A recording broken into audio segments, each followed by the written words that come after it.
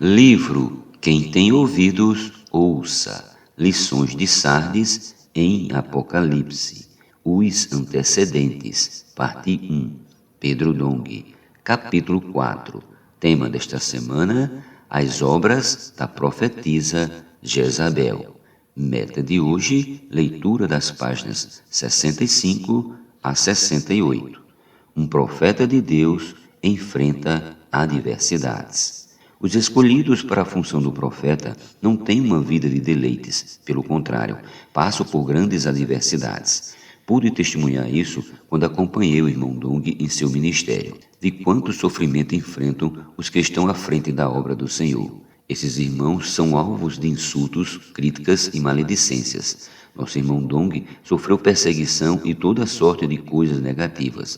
Por isso, quando chegou minha vez, disse ao Senhor: se possível, Senhor, afasta de mim este cálice. Eu vi o sofrimento do irmão Dong. Tudo recaía sobre ele. Hoje, se inventarem um grito de guerra e alguém não gostar, a responsabilidade recairá sobre mim. Tudo o que causa insatisfação em alguém atinge diretamente quem está na liderança. Acredite, eu não queria estar nesse lugar, mas como não tenho opção, procuro somente ser fiel ao Senhor. Por outro lado, exerço essa função porque confio nele. Ele me dá descanso, pois prometeu isso quando me tranquilizou quanto a esta questão, mostrando-me o seguinte versículo: a minha presença irá contigo, e eu te darei descanso. Êxodo 33:14. Por isso, não devemos disputar a função, e sim aceitar o que o Senhor nos designar. Não importa que membro você é, se for fiel em sua função, receberá o galardão do reino.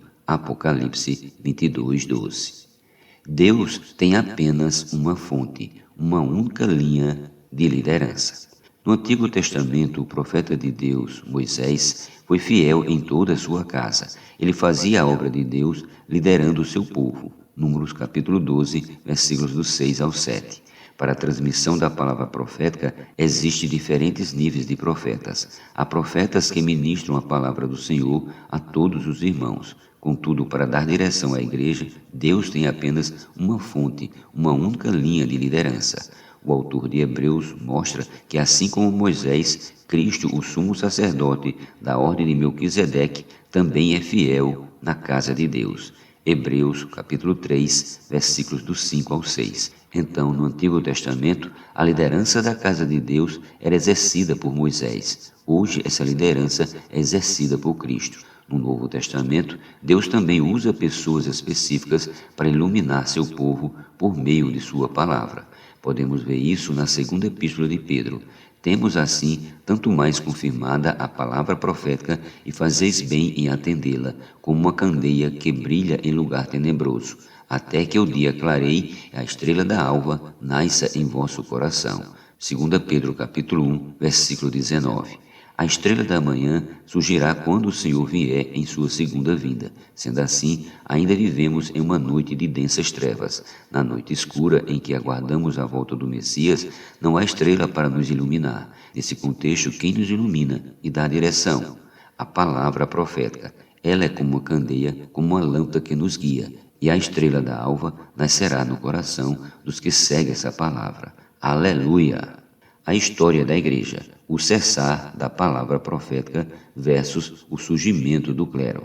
No século II, depois da morte de João, não se levantou nenhum apóstolo para dar direção à igreja. Isso significa que a palavra profética deixou de existir. Apagou-se a luz da candeia. Não havia mais a autoridade do Espírito Santo por meio dos apóstolos. Quando cessou a palavra profética, cessou a liderança, a direção. É terrível perder a direção do Espírito Santo.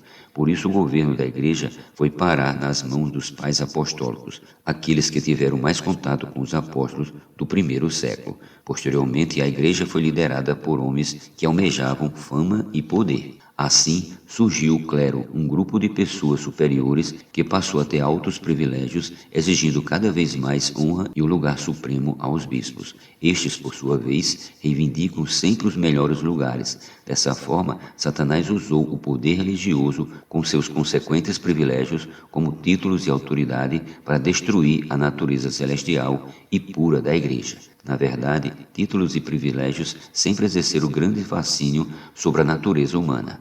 O homem natural, caído, aprecia essas coisas e quando existem cristãos ambiciosos na igreja, geralmente há insatisfação, o que causa danos ao corpo de Cristo.